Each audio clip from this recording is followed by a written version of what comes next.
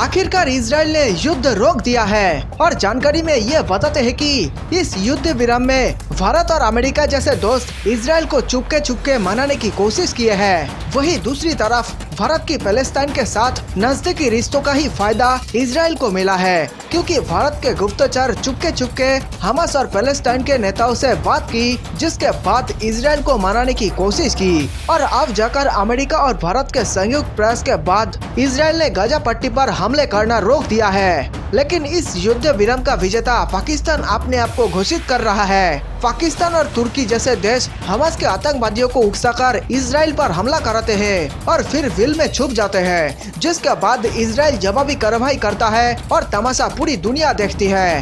भारत और इजराइल की दोस्ती पर गंदी नजर रखने वाला पाकिस्तान हर बार इजराइल को परमाणु बम से उड़ाने की धमकी देता है। पाकिस्तान को शायद यह बात पता ही नहीं कि 6 दिन वाले वॉर में इजराइल ने कैसे इजिप्ट, जॉर्डन, लेबनान, इराक और सीरिया जैसे दिग्गज देशों के एयरक्राफ्ट जमीन पर ही 2 मिनट में तहस नहस कर दिए थे। और दोस्तों, इजराइल को ज्यादा वक्त नहीं लगेगा पाकिस्तान का परमाणु बम उसी के देश के भीतर ही फोड़ देने में, क्योंकि दुश्मनों को घर में घुसकर एग्जैक्ट लोकेशन पर हमला करना इजराइल से अच्छा कोई और नहीं जानता।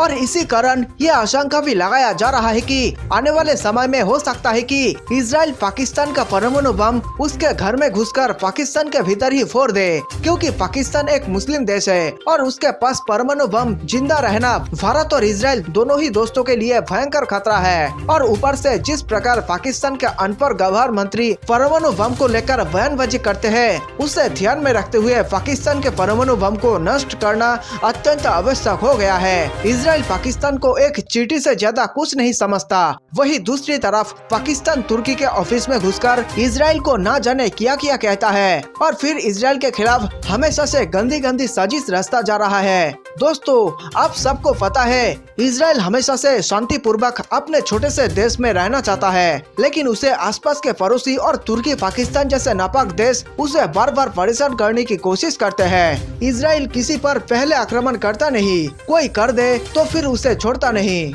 आज का पाकिस्तान यह पूरी दुनिया में ढिंढोरा पीट रहा है कि उसने अपने दम पर इजराइल पर दबाव बनाया और फिर युद्ध रुकवा दिया, और इस हंगामे में उसका साथ दे रहा है तुर्की। लेकिन दोस्तों, इजराइल चुपचाप पाकिस्तान और तुर्की जैसे देशों की सभी हरकतों को देख रहा है और समय आने पर इनको जवाब जरूर दिया जाएगा। दोस्तों, आपको बताते चले कि पाकिस्तान के विदेश मंत्री शाह महमूद कुरैशी फिलिस्तीन के पक्ष में दुनिया के देशों को एकजुट करने की मुहिम में जुटे हुए हैं। इसके लिए वह तुर्की के बाद अमेरिका पहुंच गए हैं। न्यूयॉर्क के लिए रवाना होने से पहले कुरैशी ने तुर्की के राष्ट्रपति रेचेप तैयब एर्दोगन से मुलाकात की और इजराइल के खिलाफ देशों को लामबंद करने की रणनीति पर चर्चा की। हालांकि फिलिस्तीन इजराइल संघर्ष पर संयुक्त राष्ट्र सुरक्षा परिषद में कोई सहमति नहीं बनने पर कुरैशी ने निराशा जाहिर की है। दरअसल अमेरिका वीटो पावर का इस्तेमाल करते हुए संयुक्त राष्ट्र सुरक्षा परिषद को साझा बयान जारी करने से 3 बार रोक चुका है। तुर्की में एक इंटरव्यू के दौरान पाकिस्तान के विदेश मंत्री कुरैशी ने कहा है कि फिलिस्तीनियों को लेकर संयुक्त राष्ट्र सुरक्षा परिषद में कोई सहमति नहीं बन पाई। यह बहुत ही दुर्भाग्यपूर्ण है। सुरक्षा परिषद में अमेरिका की वीटो यानी असहमति के चलते इजराइल के खिलाफ निंदा को लेकर बयान जारी नहीं किया जा सका। कुरैशी के बयान को अमेरिका के रुख के खिलाफ माना जा रहा है।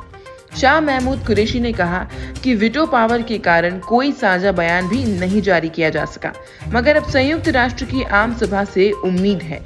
उन्होंने कहा कि ये सही बात है कि संयुक्त राष्ट्र के 5 स्थायी सदस्य देशों के पास वीटो पावर है, लेकिन जन समर्थन उस पर भारी पड़ेगा।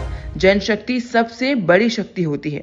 अगर जन समर्थन से सरकारें बदल सकती है तो वीटो पावर वालों को भी विचार करना होगा। मैं ये कह रहा हूँ कि लोग मानवाधिकारों पर भरोसा करते हैं। लोग ही सरकारों को फिर से सोचने पर मजबूर करेंगे।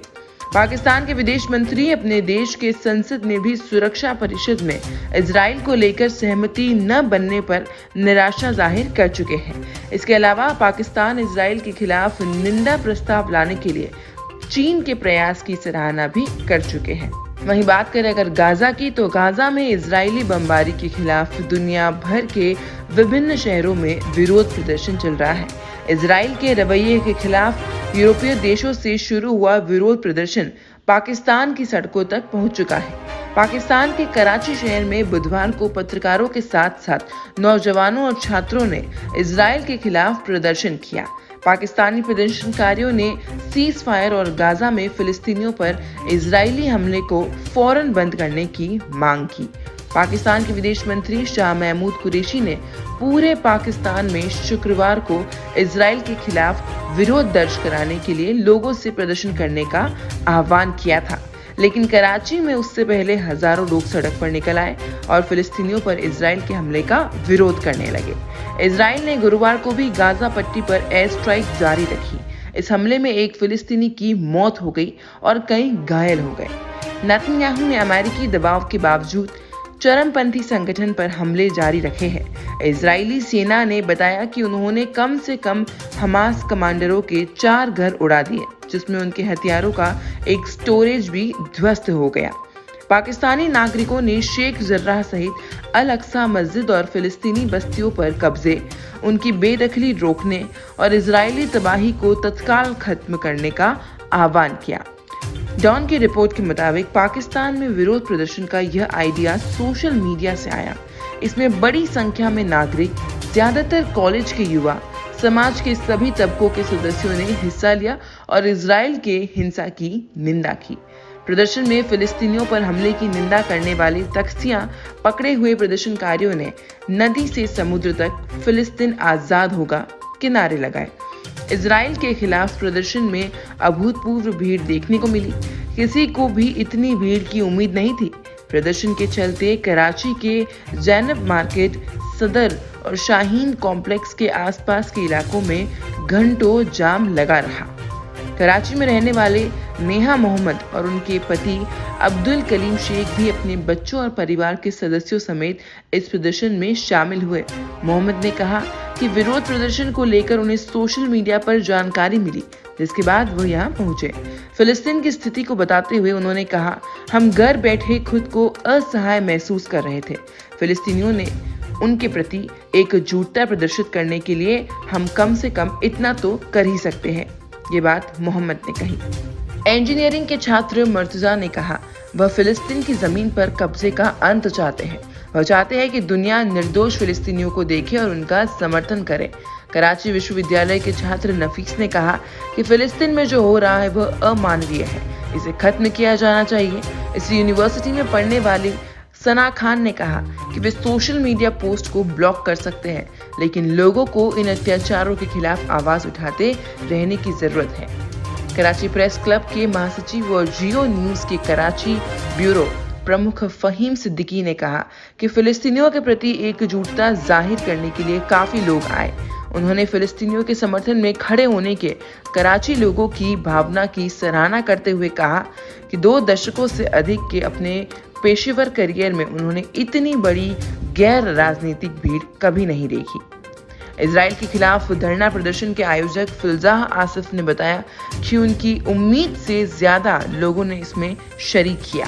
पाकिस्तान और कराची के लोगों को इस मानवीय आपदा की बहुत परवाह नजर आई।